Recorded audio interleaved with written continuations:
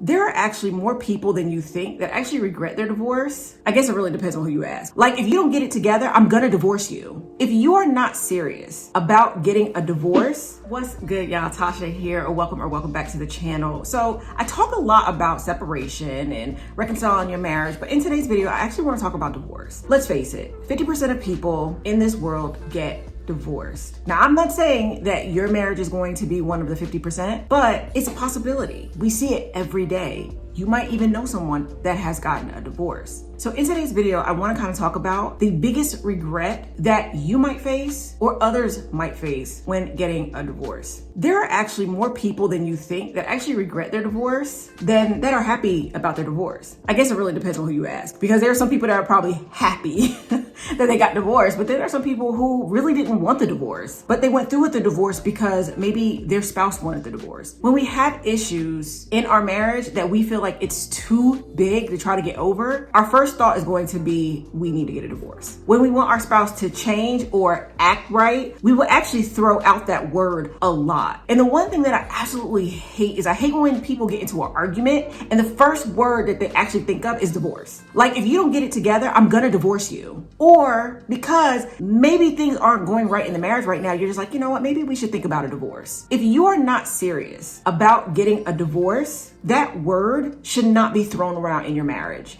That word should not be in the tip of your tongue when you are arguing with your spouse or having a conversation about something. Divorce should be truly considered when you have tried almost or literally everything to try and make your marriage work.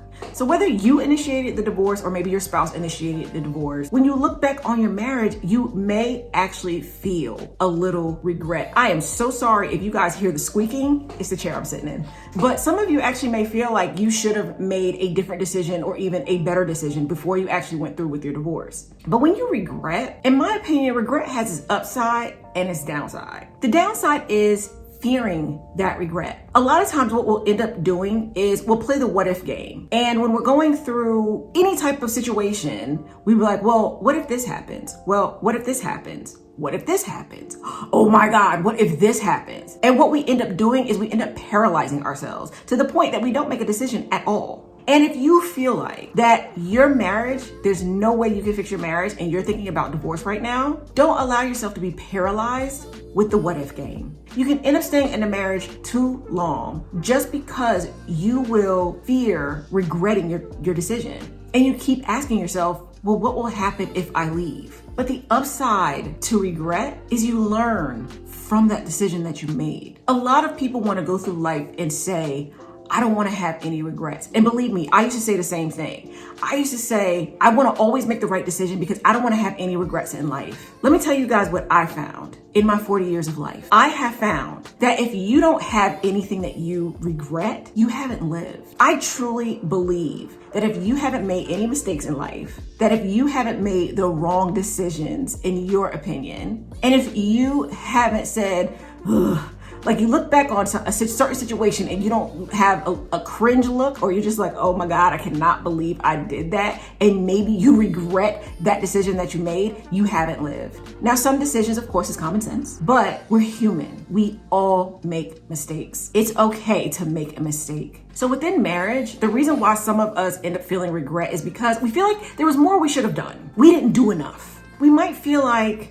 you regret marrying the person that you've married. You feel like you've married the wrong person. For some of you, it might be not facing the problems in the marriage and just letting the marriage fall apart. And for some of you, you could have gotten a divorce because of finances. You guys, for whatever reason, you guys could not agree on how to get your money right. No one goes into marriage thinking, if we don't get this right, we'll just get divorced. Divorce should not be the first thing on your mind when you're getting married to somebody. And if it is, you should not get married, at least maybe to that person. Because if your first thought is, well, if this don't work, we can just get divorced, what is the point of getting married? I don't care who you are, if you have kids or if you don't have kids.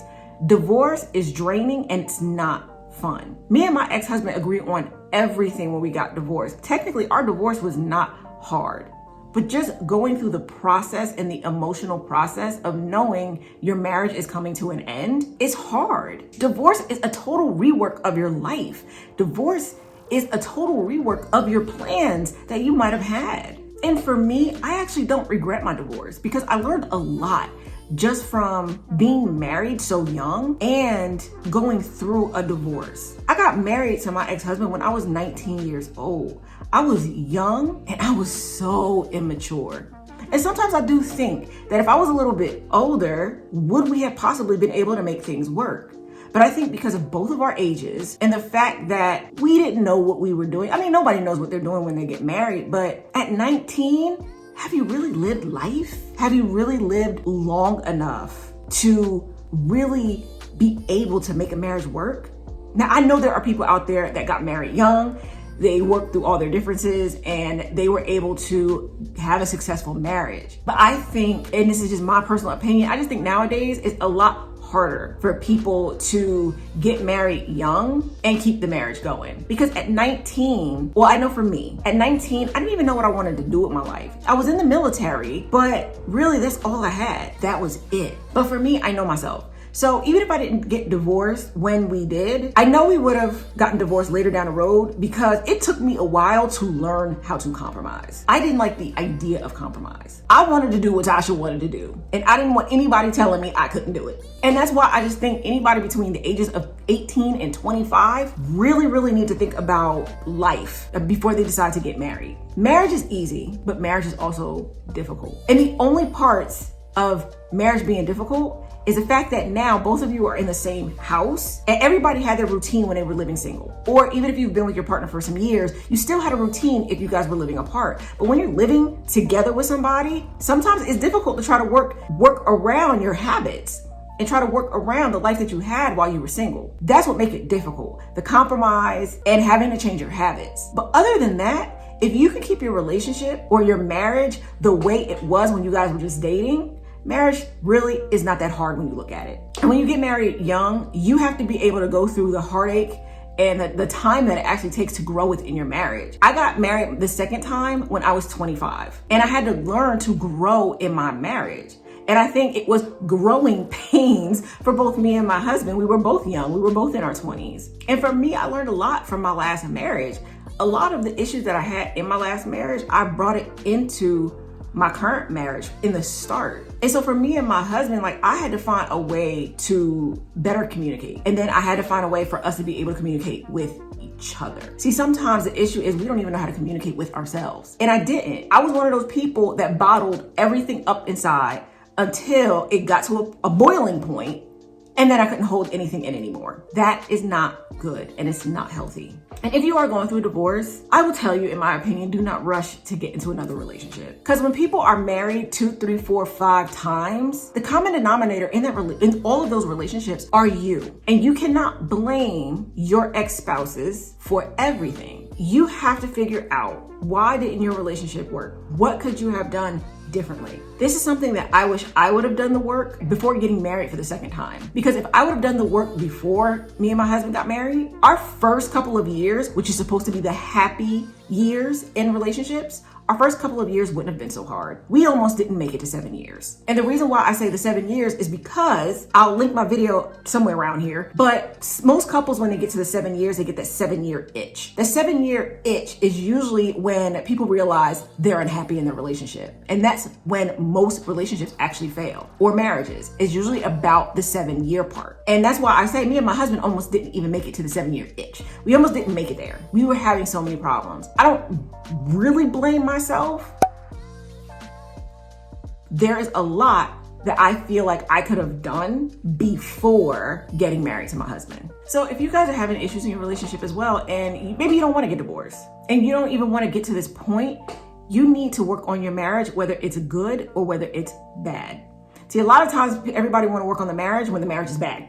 Nobody wants to work on the marriage when it's good, because why? It's good. But that's when you should really hone in everything. Because when things are going good, you and your spouse are more willing to talk to each other. You're willing to be a little bit more open with each other and be more vulnerable with each other, because, well, things are going good. You're not going to shut down on your spouse. So while things are going good, that is a time to really start hashing things out and really start talking about, how do you guys want to communicate with each other? How do you guys want to be loved by one another? Now, I always say that you guys have to put yourself first because you have to. You have to put yourself first. But then you also have to figure out how can you make your spouse a priority as well. Don't stop dating each other. Make sure that you have a life outside of your marriage. Have regular sex. I know. If you need to schedule it, schedule it. If that means 3 times a week, 2 times a week. For some of us, spontaneity don't work, especially when we've been with our spouse for some years. Sometimes we have to get back into a habit and get back into a rhythm because sadly in marriage, sex usually ends up being the first thing to go.